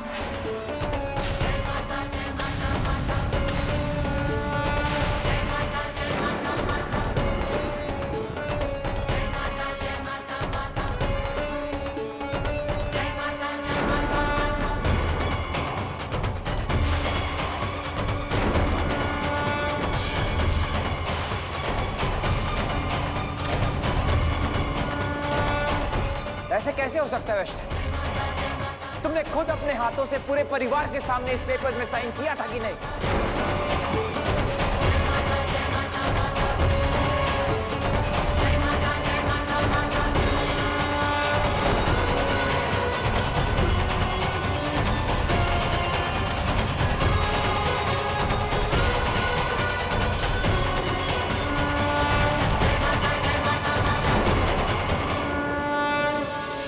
यहाँ दस्तखत किए थे, लेकिन इस वक्त इस पेपर में कोई भी सिग्नेचर नहीं है।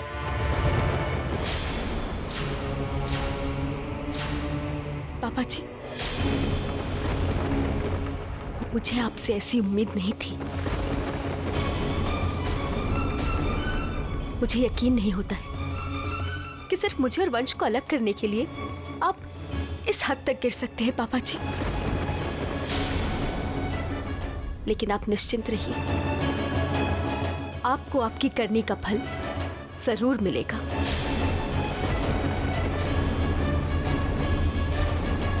क्योंकि माता रानी सब जानती है, वो सब देख रही है। वैष्णवी, तुम रिश्तों की मर्यादा रेखा पार कर रही हो। चाहे वजह कुछ भी हो, लेकिन तुम्हें अपने ससुर जी के साथ इस तरह से बात करने का कोई अधिकार नहीं। ये गलत है। नहीं माँ जी, ये गलत नहीं है, क्योंकि पापा जी को ना ही तो उनको किसी रिश्ते की अहमियत मालूम है और ना ही उनकी मान्यता। वो सिर्फ अपने लिए जीते और अपने लिए ही सोचते हैं। और जिस इंसान को अपने रिश्ते के बारे में कुछ नहीं मालूम, वो इंसान ना ही एक अच्छा पति कहलाता है और ना ही एक पिता और ना ही ससुर। वैष्णवी! माँ जी, आपने अपनी इस सहनशीलता को लाचारी बनाकर रखा है। इसे इस घर की परंपरा मत बनाइए, क्योंकि इस परंपरा से इस पूरे घर की सुख शांति भंग हो जाएगी।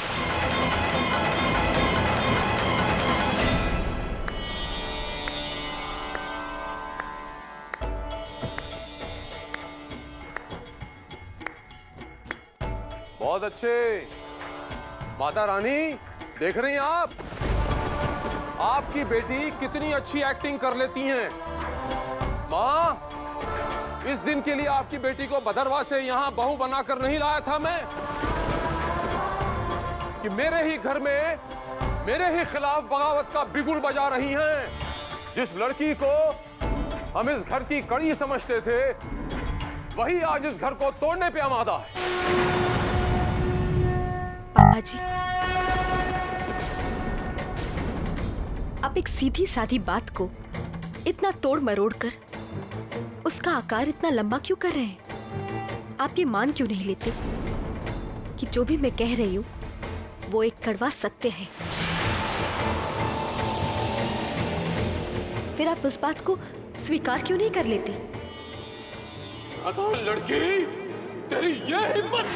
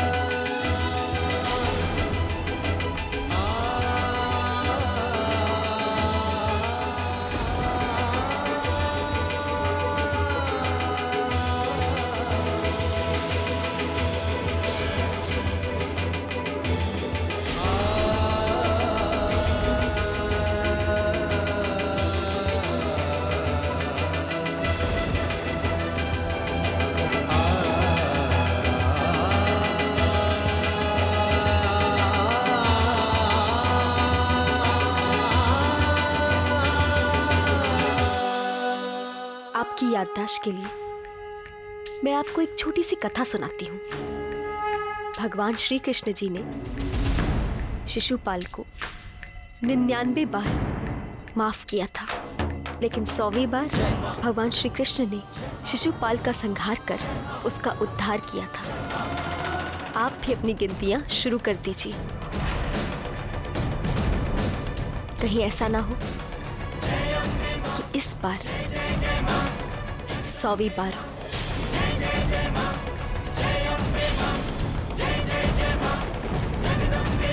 इसलिए सोच समझ के कुछ चीजें किया करें।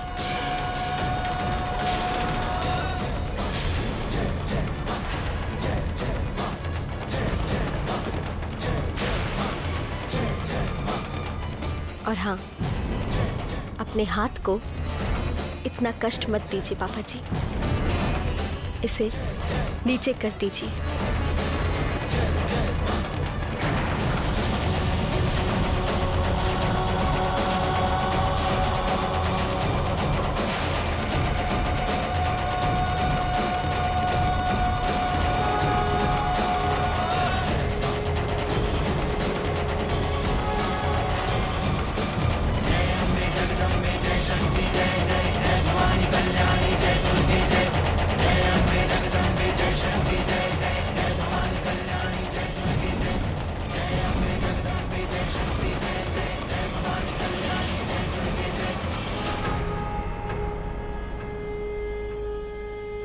बड़े पापा,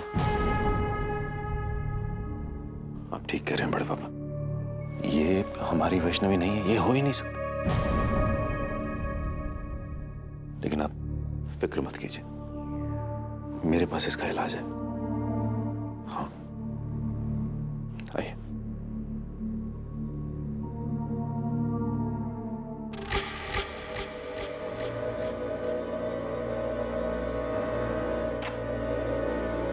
आइए बड़े। नताशा, ये क्या हुआ तुम्हें? तुम ठीक तो हो ना? हाँ, मैं बिल्कुल ठीक हूँ। मेरे बच्चे, आप मुझे नताशा के पास क्यों ले आए? ये हमारी क्या मदद कर पाएगी? अरे बड़े पापा, सिर्फ नताशा ही है जो इस वक्त हमारी मदद कर सकती है। यही है जो हमारी मदद कर सकती? मैं कुछ समझा नहीं। बड़े पापा, वैष्णवी का बदला हुआ व्यवहार इस बात की ओर संकेत करता है कि उस पर किसी आत्मा का साया है। ये समझिए आप, नताशा है जो उस पर काबू पा सकती है, क्योंकि इसने अपने पिता से तांत्रिक शक्तियों की दीक्षा ली है। तुम भी कमाल करती हो नताशा। बताओ ना बड़े पापा को, वैष्णवी पर कैसे काबू पा सकती हो, बताओ। हाँ, बिल्कुल ठीक तो कह रहे हैं मोक्ष। आपको चिंता करने की कोई जरूरत नहीं है। बस मुझे सिर्फ एक मौका दीजिए, फिर वो दुष्ट शैतानी शक्तियां मैं अपने कब्जे में कर लूंगी और आपको आपकी पुरानी वैष्णवी लौटा दूंगी।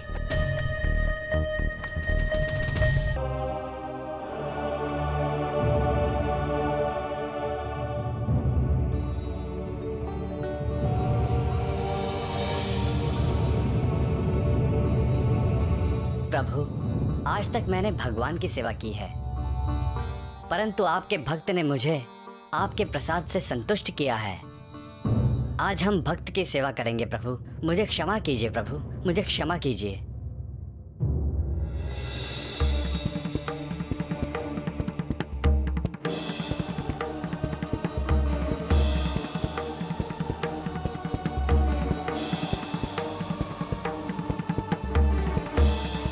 आओ वैष्णवी, अब मैं तुम्हारी मदद करूंगा।